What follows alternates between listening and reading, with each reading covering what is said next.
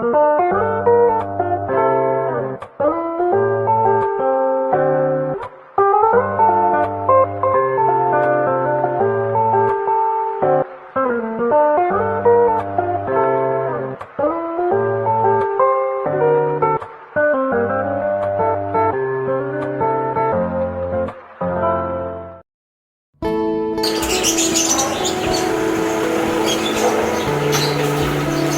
ma'am. Tuloy po kayo? Hindi pa ako pasok. Ay, boy, nagbago pa rin tayo po.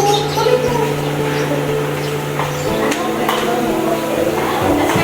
Uy, sorry ha. Kala ko kasi customer lang. Ay, ito nga pala ipapakalala ko yung dalawang kasama niyo. Ito sila yung kasi yung mga nag-aaral sa mga customer. Kasi si Ate Ian, siya sa mga nagdadala ng orders sa customers. Uy, pag may pagkita mo pa dito, huwag kang humiya sa amin. Mag-invite sila. Dahil bago ka, napakasarap ng product. Ayun yung best seller namin. Ay, pinabalik-balikan ng mga tao. Diba? Nag-isang ka nga pala. At yun ang dito ako sa akin. Nilang may sulat. Siya nga pala, bakit mo naisip ang mag-apply? Oo ka, ikaw, anong kwento mo? Apply na kasi ako dito sa EDA para ko sana pagdagdag para sa asin. Kaya dito kasi ako makikita sa mga magulang ko kasi mga kapatid ako nag-aaral. Ano po, sa papanarin naman po, natanggap ako dito sa EDA. Dahil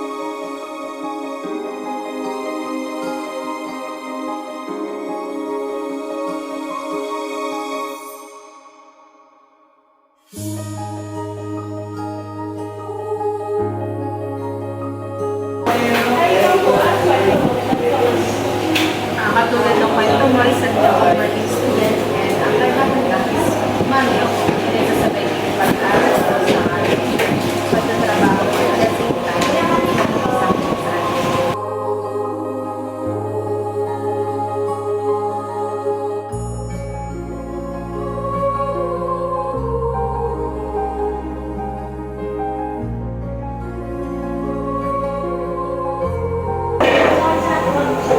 Katulad mo, isang working student din ako. Umalis ako sa bahay na dala yung pangarap ko.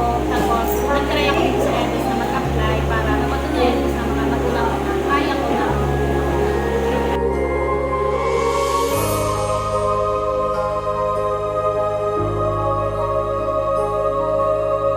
Well, hindi kasi ako nakakisabot sa yung pamilya para maghanap ko ng pagmamahal. Tapos ko kung matunaw. Kasi hindi naman nila kaya bigay. Kaya nakapagmumukha ng pagmamahal at matungo siya. Akala ko yung taong yun, mamahalin ako ng buo, pero hindi malino.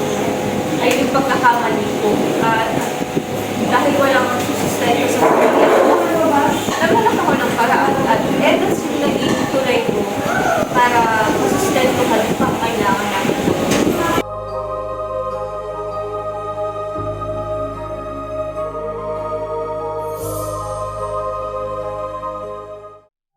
Ang bawat tao ay may kanya-kanyang kwento. Kailangan mo lang maging matapang at tumingin sa panibagong pintuan na magbubukas sa'yo. Tulad ng EDAS, andyan sila palagi para tulungan ka at tanggapin kung kailangan mo.